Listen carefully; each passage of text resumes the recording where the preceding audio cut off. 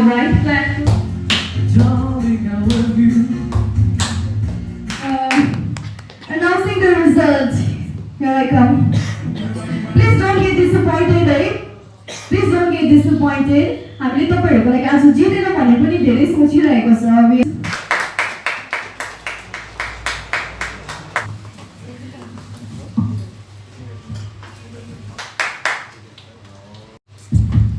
And now, second person, who is also the winner of the same June edition 2020. You can see the name. It's very slow. So I'd like to announce this. The winner is Mr. Jigme Tamang.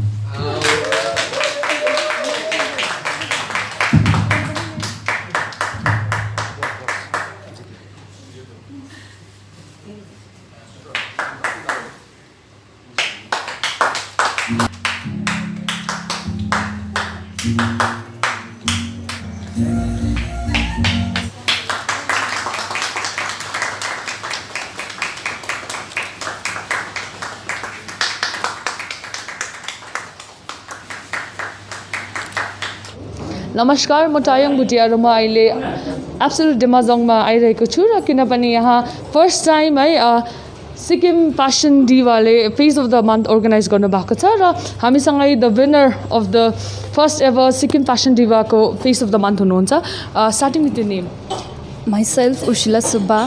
I am 18 years old. I am from Renok. I love cooking, dancing, and equally love helping people. And तपाईको नाम? My name is Jigme Tamang and I'm from Gangtok itself. Okay. So when it comes to glamour, right, especially in this time of pandemic, तपाईहरु अघि आउनु भएको छ. And then how many times have you participated in a beauty pageant? No, this is my first time actually. I never participated, but I had a keen interest before.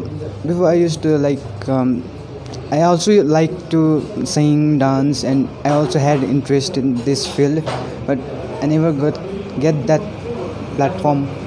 So same thing. तपाईको interest कसरी आयो ग्ल्यामरमा? मेरो स्कुलमा पहिला ramp वकहरू गर्थ्यो अन्त त्यतिकै हेरिबस्थेँ फेसबुकतिर है मिस सिक्किमहरू अन्त त्यही भएर फेस अफ द मन्थदेखि अनि पार्टिसिपेट गरेँ. र अहिले कस्तो लागिरहेको छ किनभने फर्स्ट टाइम सिक्किम फ्यासन डिवाको है तपाईँ अब फेस जस्तो हुनुभयो नि किनभने फर्स्ट टाइम तपाईँहरूले जित्नु भएको फर्स्ट टाइम अर्गनाइज गरेको ब्युटी पेजेन्टमा किनभने यो फेस अफ द मन्थ भन्नु लाइक कस्तो फिल हुनेछ र के भन्नु छ अरूहरूलाई जो इन्ट्रेस्ट राख्नुहुन्छ ग्ल्यामर वर्ल्डमा? म फर्स्टमै एकदमै खुसी छु है. अब मेरो प्यारेन्ट्सहरू पनि खुसी हुनुहुन्छ. उनीहरूकै सपोर्टले गर्दा म यहाँसम्म आएँ है. अब म चाहिँ के भन्न चाहन्छु यो सिक्किम फेसन डिवा चाहिँ अब यो पनि एउटा राम्रो एउटा उयो हो होइन. अन्त जति पनि छ उनीहरूले पनि पार्टिसिपेट गर्दै जो इन्ट्रेस्टेड छ है. अन्त यहाँबाट अब कन्फिडेन्ट लेभल पनि इन्क्रिज हुन्छ हाम्रो यही सानोबाट ठुलो हुँदै जान्छ. तपाईँलाई what do you have to say? Firstly, I'm honored to be the winner of this contest, and I'm very happy, and I'm also a little bit surprised to win this contest. And those people out there who are still lacking behind, I'd like to say that just keep following your dreams and dedication. It's a powerful combination, and you should have that dedication. Like yes, म केही गर्छु मलाई यस्तो मनपर्छ like you should go for that. जे मनपर्छ त्यो गर्नुपर्छ. लाइक एउटा like you need to believe yourself and त्यही मेसेज दिन चाहन्छु अरूलाई पनि. Thank you. So you saw the youths of Sikkim have come forward, especially glamour ko kshetrama, even in the time of pandemic. Sikkim fashion डिवाको organising team हुनुहुन्छ हामीसँगै. हामी पहिला प्रश्न सोध्ने छौँ Nisha Subba the CEO of Sikkim fashion diva है. So how do you feel in the time of pandemic है तपाईँले सक्सेसफुल प्रोग्राम अर्गनाइज गर्नुभयो. How is the feeling?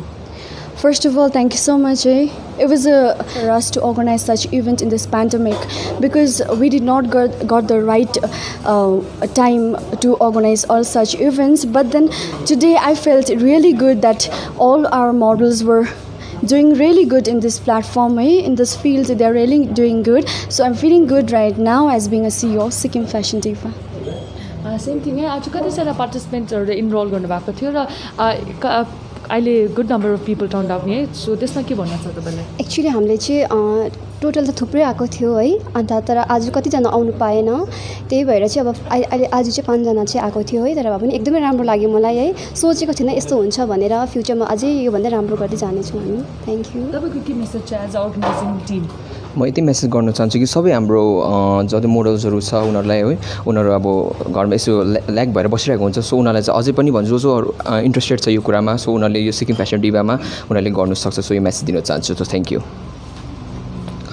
हजुर, म चाहिँ अब यो कुरा भन्दा अर्को कुरा के भन्न चाहन्छु, जुन चाहिँ अहिले हाम्रो लकडाउन भइरहेको छ होइन, सो त्यसले गर्दा हाम्रो जति पनि अहिलेको भावी पिँढीहरू जो भाइ बहिनीहरू छ है, उनीहरूलाई अहिले धेरै घरमा बसेर कतिजना फ्रस्ट्रेसनहरू पनि भइरहेको छ, कतिजना डिप्रेसन भइरहेको छ, सधैँ चालामाला गरिबस्ने मान्छेलाई कस्तो भइरहेको छ अहिले।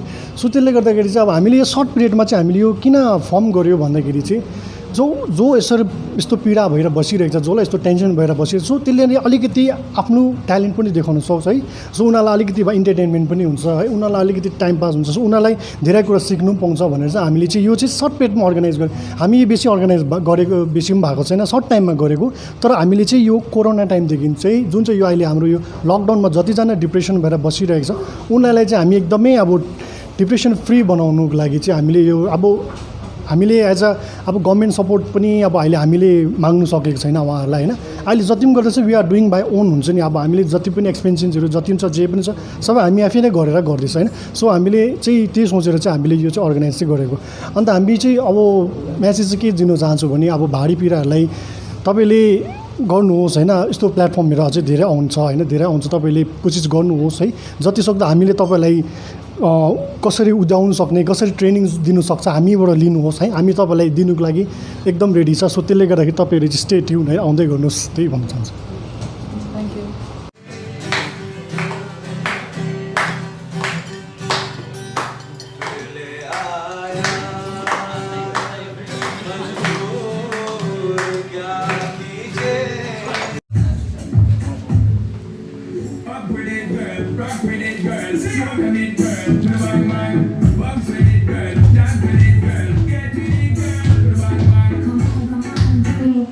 I'm 15 years old.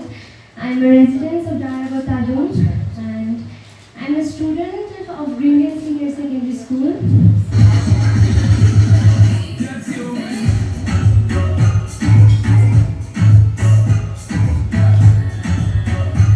I'm 17 years old and I'm from Reno. I love cooking, dancing and I equally love helping people.